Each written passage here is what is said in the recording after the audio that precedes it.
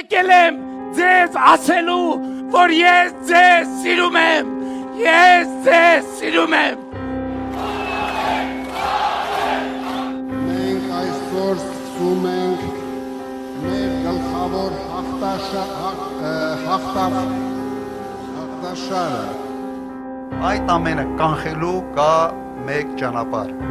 հունիսի 7։ Հայաստանում նախընտրական քարոզարշավը մեկնարկել է բուռն թափով, սակայն ինչպես եւ սպասելի էր, քաղաքական հիմնական դերակատարները մրցում են ոչ թե ծրագրերով, անելիքների ռազմավարությամբ, այլ մանիպուլյացիաների ու պոպուլիզմի վարպետությամբ։ Եթե փորձենք կարճ բնորոշել այն ամենն, ինչի ականատեսն ենք այսօր, ապա դա պարզապես պոպուլիզմի գեր դոզավորում է։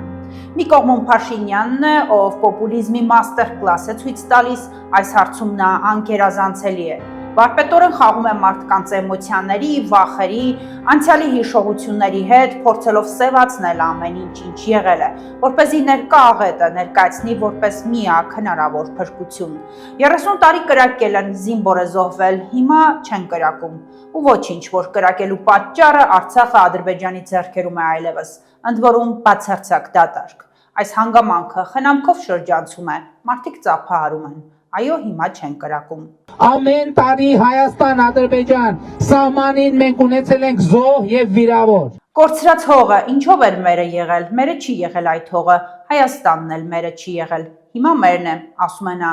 մարդիկ կրկին ծափահարում են։ Ասում են հող ենք կորցրել, այդ հողը ինչով է մերը եղել, ինչով է մի հատ բացատրեք ինչով է մերը եղել։ Հարցը մնում է Կորնիձորի օդում կախված, թե հազարամյա հայկական Արցախը ինչով է մերը եղել։ Ամեն պատահած թոշակառույց Փաշինյանը ճշտում է, իր թոշակը բարձրացել է թե ոչ, ճշգրտում է, մեկ էլ տեսար բոլորինը բարձրացել է, իսկ իրեն հանդիպած այդ մեկինը դեռ ոչ։ Տրամադրությունն լավ է, ձեր թոշակը բարձրացել է, քարտեզ նվիրեմ, ճանաչեցիք ինձ թե չճանաչեցիք։ Ձեր թոշակը բարձրացել է։ Բարև ձեզ, ձեր թոշակը բարձրացել է։ Սա է պատկերը։ Մյուս կողմում ընդդիմադիր դաշտի առաջատար խաղացողներից Սամվել Կարապետյանն է։ Եթե Փաշինյանը խաղում է անմիջականության ժողովրդի մարդ կերպարի վրա, Կարապետյանը մեծ փողերի եւ փրկչի իմիջի վրա։ Պոպուլիստական ոճը նույնն է։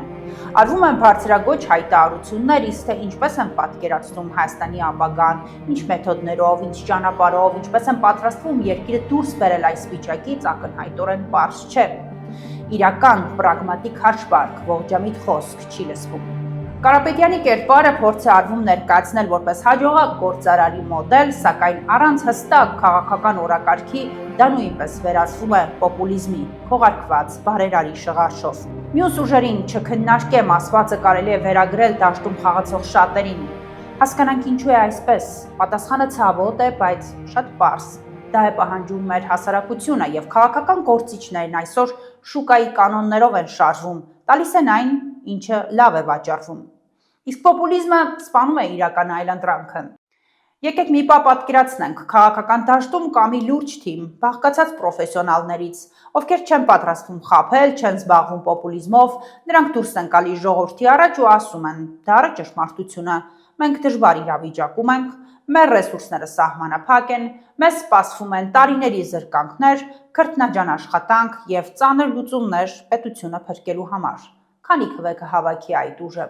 ով կլսի նրանց պարզապես կպիտակավորեն որպես անհույսների եւ կգնան լսելու եւ ընտրելու նրանց, ովքեր լավ ապագա են խոստանում արդեն վաղն առավոտյան։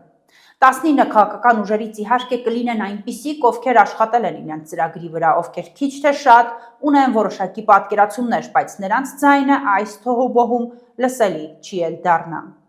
Հանրությանը դուր է գալիս, երբ մեղավորներ են կարգում, երբ խոստանում են հեշտ ու արագ լուծումներ։ Մարդիկ պատրաստ են ծափահարել նրանց, ովքեր մեզ սուտ հույսեր են վաճառում, քան նրանց, ովքեր աշխատանքի ու պատասխանատվության մասին են խոսում։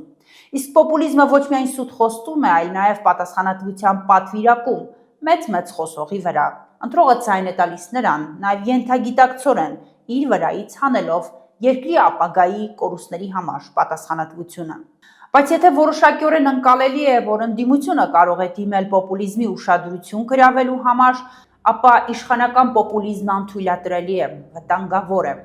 Նիկոլ Փաշինյանն արդեն 8 տարի լինելով երկրի ղեկին, այդպես էլ դուրս չեկավ ընդդիմադիրի ամպլուայից։ Նա շարունակում է հանդես գալ ընդդիմադիր գործչին բնորոշ ճառերով։ Հիմա էլ նա արդարանում է, թե իր ցախողումների պատճառը մաֆիոզների դիմադրությունն է։ Գործ ունենք նախորդ հանցավոր մաֆիայի հետ, որը դուրս է եկել վերջին մարտի։ Մինչդեռ 2021-ին, երբ նա քարոզարշավ էր անում մուրճը ձեռքին, հենց այդ մաֆիոզներին չեզոքացնելու մանդատն էր խնդրում ժողովրդից։ Այն դեպքում, երբ իշխանությունն է զբաղվում պոպուլիզմով, փորձելով ամեն գնով դուր գալ զանգվածներին, պետության համար հետևանքները դառնում են աղետալի, ինչը հատկապես վտանգավոր է արտաքին քաղաքական հարթակում։ Պոպուլիզմով են զբաղվում ներքին սպառման համար, բայց դրա գինը վճարվում է արտաքին ասպարեզում։ Երեք եւ արդեն քանիցս ռուսական կողմն ուղղակիորեն ակնարկում է, որ Հայաստանի Եվրամիությանը մերձենալու ծրագրերը հատուկ քննարկման կարիք ունեն։ Մեզ ուղիղ տեքստով հասկացնում են, ժամանակն է վերջ տալ երկակի խաղերին եւ գնալ քաղաքակիրթ ապահարզանին։